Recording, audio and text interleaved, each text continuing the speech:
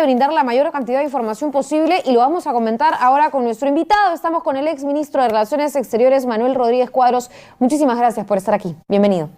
Gracias por la invitación y por tener la oportunidad de poder reflexionar en estos momentos decisivos para la vida política del país de manera conjunta. Algo que comentábamos, en todo caso, señor Rodríguez Cuadros, con respecto al tema.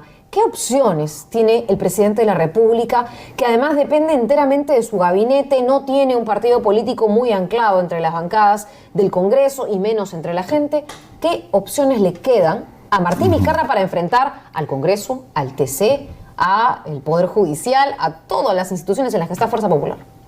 Bien, yo creo que hay dos fundamentos para las acciones que puede tomar el presidente de la República y que evidentemente legitimarían esas decisiones. En primer lugar, que el gobierno y las iniciativas que se deben adoptar en breves minutos tienen que estar y han estado hasta el momento enmarcadas en el marco de la Constitución.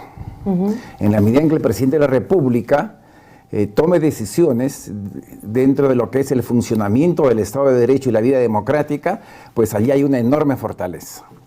En segundo lugar, creo que en un país donde los partidos políticos desde hace décadas no tienen vida política, sino referentes formales de acciones puntuales, el poder para un jefe de Estado se nutre más de la legitimidad que deriva del respaldo de la población.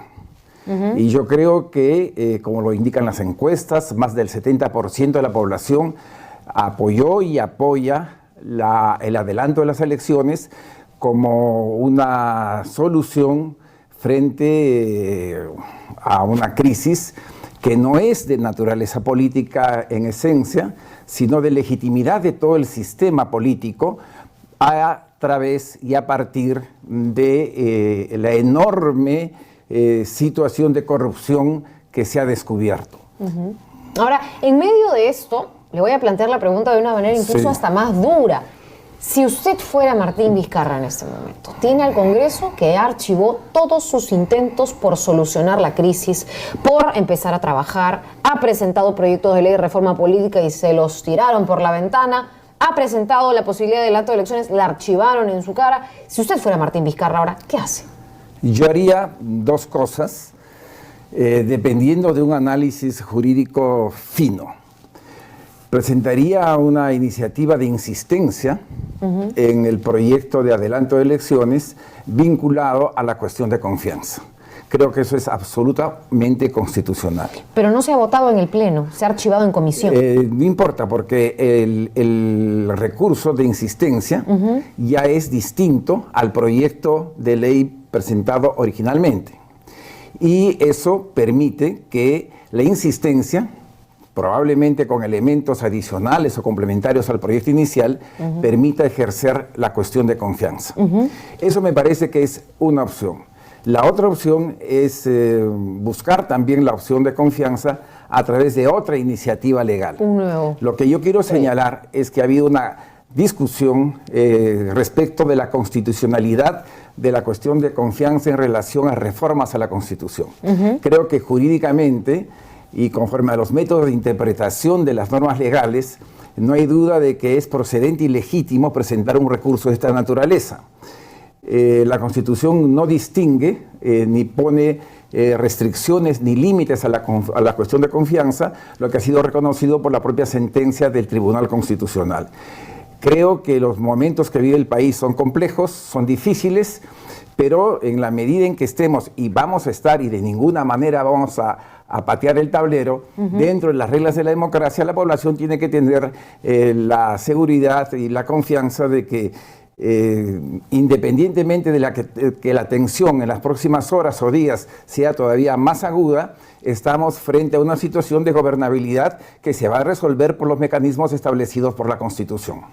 Ahora, voy a añadir también otra pregunta y aprovechando que usted es ex canciller, embajador del Perú en la UNESCO, ¿cómo ve el extranjero? Hemos tenido la Comisión de Venecia, en donde una congresista puso memes de Hugo Chávez o memes de Nicolás Maduro, creo, para compararlos con el presidente de la República. ¿cómo ve, no sé si en este episodio, pero cómo ve el exterior a nuestro país, los países del En el exterior, en la prensa y en los medios oficiales, hay una lectura que es un poco distinta de la que se hace al interior del país.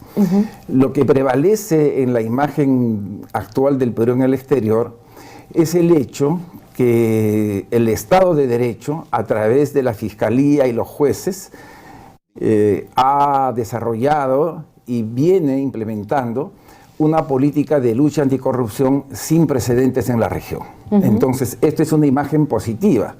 Es un país latinoamericano de renta media alta, que tiene acumulada una historia de consolidación democrática, cuyas instituciones judiciales inician un proceso de descubrimiento y de investigación de una maraña de corrupción sin precedentes en América Latina y que toca a la estructura del poder político y del poder económico, incluido el sector empresarial.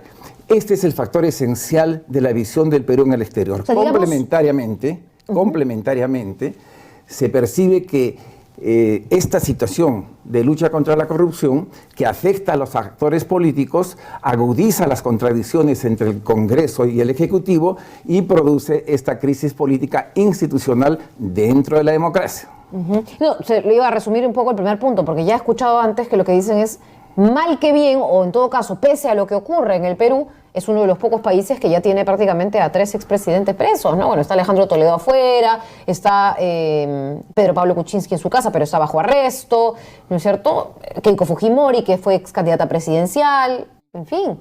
Esa es una gran fortaleza del país. 2 exalcaldes. Es una gran fortaleza de la ciudadanía.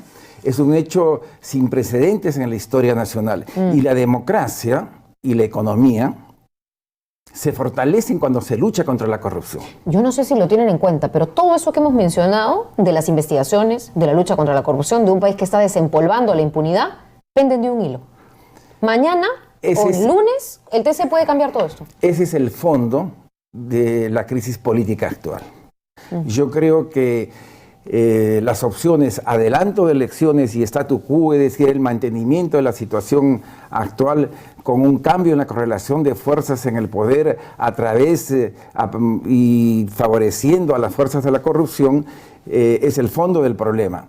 Aquí no es tanto quién prevalece, el Ejecutivo o el Legislativo. Aquí el fondo del asunto es la lucha contra la corrupción y contra la impunidad. ¿Va a seguir con la misma vitalidad y fortaleza o vamos a ir a un escenario donde todo eso se diluya? Ese es el fondo de la cuestión. Sobre ese fondo tenemos la crisis política que en este momento, dentro de unos minutos, probablemente observemos algunos cursos de solución. Ojalá que el presidente Martín Vizcarra en todo caso ofrezca, más allá de las declaraciones de Salvador de Solar, que la gente se movilice, él mismo, ¿no es cierto?, una suerte de propuesta en donde él asuma cierta responsabilidad. Por eso se hablaba incluso de una cuestión de confianza que lleve a un eventual cierre del Congreso, que era algo que ya se estaba rumoreando desde la primera vez que le dieron el portazo, ¿no? Sí, yo pienso que el presidente de la República debe asumir una responsabilidad, no solamente con su mandato, con la Constitución, sino con la legitimidad que se deriva de las aspiraciones y el compromiso de la población por consolidar la vida democrática y la gobernabilidad y la estabilidad económica a través de la lucha contra la corrupción.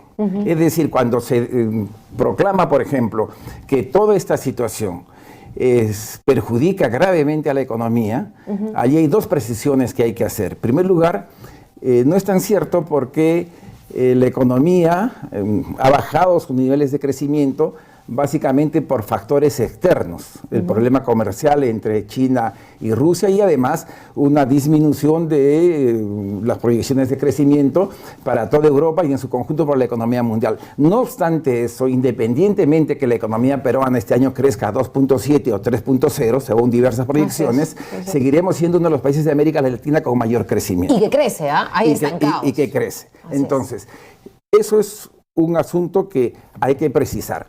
Evidentemente, la situación política de inestabilidad afecta inversiones, pero no es un factor determinante en el comportamiento económico. En segundo lugar, lo que sí afecta a la economía es la corrupción. El costo de la corrupción es enorme para el país. Y por eso, la estabilidad política depende, a mi juicio, de una recreación de la legitimidad del ejercicio del poder que se debe obtener a través del adelanto de elecciones. Y las posibilidades de recuperar tasas mayores, pero tampoco muy diferentes de crecimiento, porque la economía peruana depende de las materias primas y de los mercados internacionales, creo yo, está en función también de que se supere la situación actual y que vayamos a un nuevo espacio de ejercicio del poder a partir de un proceso electoral adelantado. Ahora, en medio de todo esto, yo creo que no hay que dejar de lado la agenda porque el país sigue, la gente todavía tiene que ir a trabajar, tiene que ganarse el dinero del día a día, le afecta, ¿no es cierto?, no solamente la crisis económica, que además, dicho sea de paso, externa nos empieza a impactar también aquí a nuestro país, le afecta, a ver, no sé, el tema de la inseguridad ciudadana, el tema de la corrupción de lejos, pero en realidad que también repercute. Usted ha escrito un libro sobre otro tema que también es importante, que es la cultura. Me gustaría, en todo caso, que nos cuente un poquito, porque lo acaba de presentar, el Perú en el Sistema Internacional de Protección del Patrimonio Cultural y Natural de la Humanidad. Cuéntenos un poquito también, por favor, Manuel Rodríguez Cuadros, cómo usted lleva este tema, que otros también llevan al Perú o del Perú al mundo, ¿no? Y que es importante no detenernos. Efectivamente, el libro se presentó ayer en la Universidad de San Martín de Porres, es publicado por la Cátedra sobre Patrimonio Cultural y Turismo Sostenible de la Facultad de Comunicaciones y Turismo de esa universidad, y es una investigación que tiene básicamente tres motivaciones. La primera, reflexionar sobre lo que significa el patrimonio cultural, es decir, el conjunto de las creaciones, de las obras, materiales e inmateriales que los peruanos y las peruanas hemos ido construyendo desde hace 5.000 años y que hoy forman parte de nuestra identidad nacional y, a mi juicio, constituyen un factor dinámico de la cohesión nacional. Lo que une a un peruano shipibo con un peruano aymara o un peruano de la costa es la conjunción de la pluralidad de sus referentes culturales en un devenir histórico que en el presente lo asumimos como propio. Eso es la identidad. La cultura, el patrimonio cultural es un factor de identidad, pero también de puesta en valor y que tiene un impacto importante en el crecimiento económico, es una variable del desarrollo.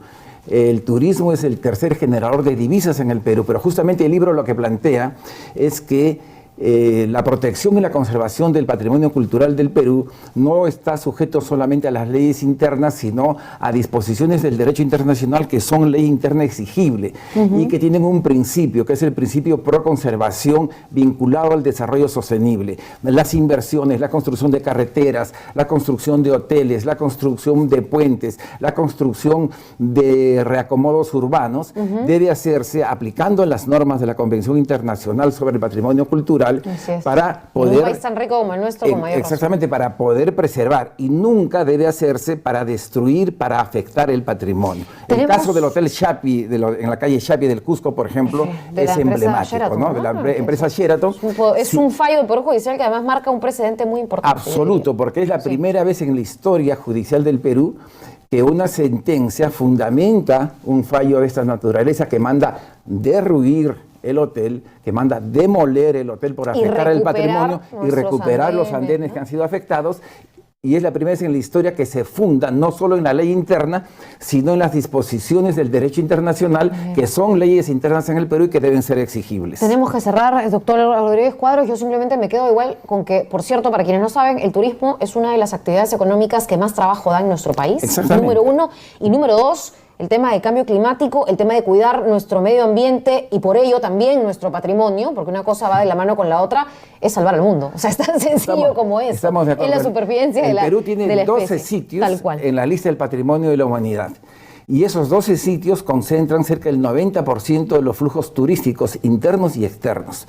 La tarea es que el turismo y la protección del patrimonio cultural y natural de la nación no se conciban como excluyentes, sino como complementarios. Y esa es la noción del turismo sostenible. Así es. Muchísimas gracias, gracias, doctor Manuel Rodríguez Cuadros, que siga este proyecto en realidad, porque hay muchas cosas sobre las cuales a mí me gustaría discutir. Ayer conversábamos que después de 10 años, 11 años se va a dar un juicio para las personas involucradas en el Baguazo. Imagínese usted cómo la justicia tarda de esa manera, personas que no han tenido acceso ni a un abogado porque no habla su idioma, y tantos temas que nos gustaría tratar, pero estamos enfrascados en que el Congreso deje de alargar lo insostenible. Ojalá que tengamos un buen desenlace a esta historia. Gracias por estar acá. Lo esperamos todos. Terminamos con esto, amigos. No se muevan de la señal de República. Vamos a tener una transmisión ininterrumpida en el momento en el que ya se oficialice un mensaje a la